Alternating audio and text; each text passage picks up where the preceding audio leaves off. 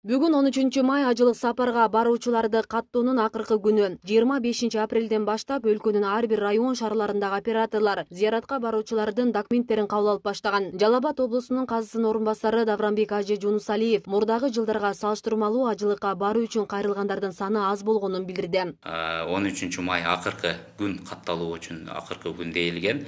Анан бүгүнкү күндө Кудай кааласа саат 4:30-5 кийин банк жабылган болсо, ошондон кийин биздин каттоолор дагы токтошу ыктымал.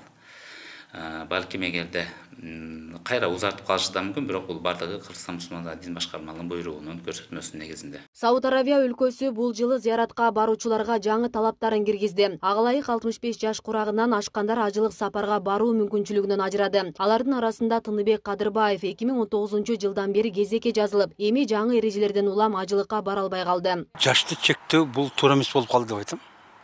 Эмне себептен дегенде, мен ошол жерде Меккеде дагы, Кабада дагы 80ден 90га чыккан аксакалдарды, байчелерди көрдүм да. Умурда жүрүшкөн. Менимче бул эртеби кечпи өзгөрүлүп, элибизге жакшылык келет деген үмүттөмүн. Бул абдан чоң катачылык болуп калды.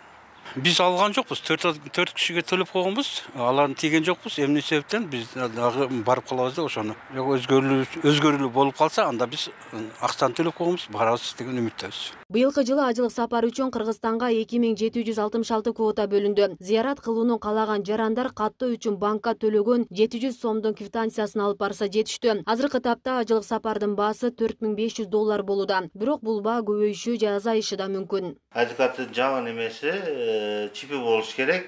Ама 8 штук сурат. Анан мисалы үчүн эр катын болсо аларга обязательно ЗАГС керек болот. Апасы менен баласы болсо аларга метрге керек болот. Ошо документтерди негизде каттап атабыз. Анан эске мурдагы катталып неме болгондор болсо, баягы $109 калган тизине туруу үчүн. Ошолор 4391 сомдон доллардан төлөшөт. Жаңы катталып аткан болсо $4500, анан кайтарымсыз 700 сом дагы неме бар. Ошолор төлөп келип, ошо квитанция менен катталып атат да. Бейле кетсек, 2019-2021 жылдар аралыгында 900дөн ашык адам ажылык сапарга баруу үчүн кезекте турган. Бирок коронавирус илдети башталгандан бери ажылык сапар үзүлтүүгө учурап, быйыл гана жанданды. 2019 жылы өлкөгө 6000ден ашык квота бөлүнгөн. Ошол жылдары сапардын баасы $3350 болгон. Асия Сыдыкова, Замирбек Тойчубаев, Регион телеканалы.